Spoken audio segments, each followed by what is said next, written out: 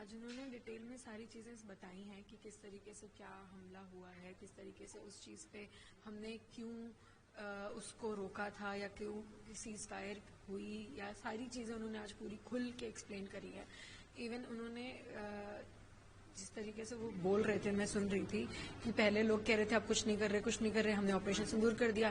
फिर जब हम ऑपरेशन सिंदूर करते फिर उसके बाद जब हम ऑपरेशन सिंदूर रोके फिर कह रहे अब आप कुछ नहीं कर रहे, अब आप कुछ नहीं कर रहे। तो ये क्वेश्चन का भी उन्होंने बोला कि अब हर बार हम कर ही रहे हैं, लेकिन हम हर बार प्रूफ क्या कर रहे हैं। एंड इसमें जो टारगेट वो हो रहे थे बाकी लोगों से, आर्म फोर्सेस जो टारगेट हो रही थी, उनका भी उन्होंने बहुत ज्यादा धन्यवाद दिया है। आर्म फोर्सेस को भी हर चीज में बोला है कि आपकी वजह से ये चीजें हुई हैं। बस मुझे एक बहुत बड़ा दुख है मेरा कि उन्होंने उन 26 लोगों के लिए कुछ नहीं बोला।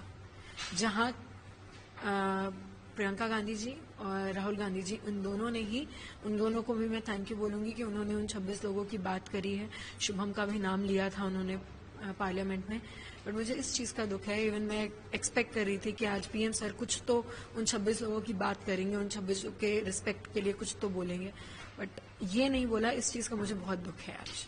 एक ऑपरेशन सिंदूर को लेकर संसद था, कुछ भ्रामक थी, जिधर प्रधानमंत्री ने कहा कि कांग्रेस के विपक्ष के आरोप थे कि अमेरिका के उसके बाद ऑपरेशन सिंदूर को रोका गया, लेकिन आज इस बात को प्रधानमंत्री जी ने बिल्कुल स्पष्ट कर दिया कि कहीं से भी किसी का दखल नहीं था, जो भी ऑपरेशन था सब भारत का था, भारत के नियंत्रण में ऑपरेशन हुआ। तो कहीं न कहीं एक संतुष्टि बात, और आतंकवादियों को जिस तरह से उन्होंने कहा कि आगे भी कार्रवाई होगी, आपको लगता है कि एक तरह से संजीदा है पूरे इस मामले? ये बात तो वो मुझसे भी कह के गए थे कि कार्रवाई चलेगी, और आगे भी जिस तरीके से मैं भी बोल रही हूँ कि जब तक टेररिज्म है तब तक ये लड़ाई चलेगी। बस ये जो आज उन्होंने क्लियर किया, इस चीज पे मुझे पहले भी विश्वास था कि सीज फायर रोकने का कुछ स्ट्रैटेजी आर्म फोर्सेस की रही होगी, ना कि किसी देश के किसी को बोलने की वजह से इंडिया ने रोकी। हमारा इंडिया इतना अपने में खुद ही पावरफुल है कि वो अपने डिसीजन ले सकता है, उसको किसी की जरूरत नहीं है बोलने के लिए।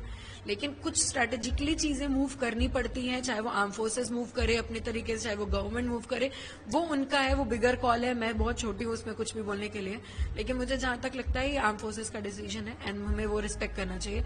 एंड आज ये क्लियर हो गया, ये किसी के बोलने की वजह से सर्जिकल स्ट्राइक नहीं हुआ था। सॉरी, सर्जिकल स्ट्राइक सही बोला। जिस तरह से प्रधानमंत्री जी ने पूरे इस ऑपरेशन में किस तरह से सीज फायर, जिस तरह से पूरा ये ऑपरेशन सिंदूर चलाया गया, जिस तरह से उन्होंने फैसले लिए, जिस तरह से सरकार ने सेना को खुली छूट दी, आपको लगता है कि एक तरह से जिस तरह से पहलगाम की घटना हुआ, जिस तरह से शुभम के साथ घटना हुआ, उसके बाद सरकार ने पूरी संजीदा के साथ इस पूरे ऑपरेशन को ऑपरेट किया और अभी तक इस पर लड़ाई लड़ने की आगे बात कर रहे हैं? बिल्कुल, जिस तरीके से पहलगाम के अटैक के बाद ऑपरेशन सिंदूर हुआ, फिर ऑपरेशन महादेव हुआ, और अभी भी ऑपरेशंस चल रहे हैं आतंकवादियों के खिलाफ। लेकिन मैं एक और चीज बोलूंगी, मुझे पूरी तरीके से विश्वास तब होगा जब दोबारा कोई टेररिस्ट अटैक इस देश में नहीं होगा। तब मुझे विश्वास होगा कि हम सही डायरेक्शन में काम कर रहे थे, हमारी सरकार, हमारी आर्म फोर्सेस सही डायरेक्शन में काम कर रही है। प्रधानमंत्री जी ने जिन 3 आतंकवादियों को मारा गया है उनका भी जिक्र किया कि महादेव ऑपरेशन के तहत उनको मार दिया गया है, और आगे भी अगर इसमें इस तरह के आतंकवाद के खिलाफ कोई अगर खड़ा होता है, कोई आतंकी आते हैं, उनके खिलाफ भी कार्रवाई होगी। तो आपको लगता है सरकार और सेना की जो कार्रवाई है पूरी अभी तक जो पहलगाम के हमले के बाद से जो अभी तक संतुष्ट? मैं सेना की कार्रवाई से पूरी तरीके से संतुष्ट हूँ, और मुझे ये भी पता है कि दीज ऑपरेशन से चल रहे हैं, और जिस तरीके से ऑपरेशन सिंदूर था, ऑपरेशन महादेव है, ऐसे और भी ऑपरेशन चलेंगे। मुझे पूरा विश्वास है कि इंडियन आर्म फोर्सेस पूरी तरीके से टेररिज्म का खात्मा कर देगी।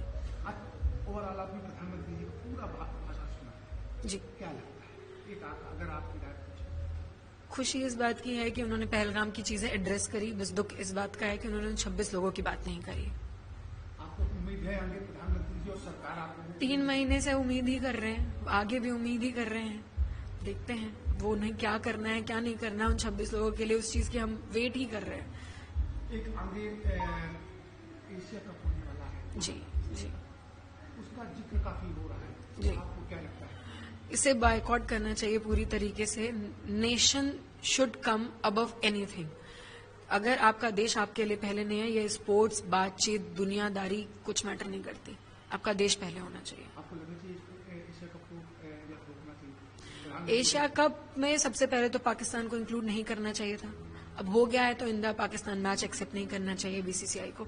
उन्हें एक स्टैंड लेना चाहिए कि हम पाकिस्तान के अगेंस्ट कुछ नहीं चाहते हैं, ना हम ये क्रिकेट मैच चाहते हैं। Nothing comes before nation, nothing comes किसी की जान से ऊपर कुछ नहीं है। ये 26 लोगों की जान गई है टेररिस्ट अटैक की वजह से, जो कि पाकिस्तान ने किया। उससे ऊपर कुछ नहीं है, उससे ऊपर ये क्रिकेट या कुछ भी XYZ नहीं आता।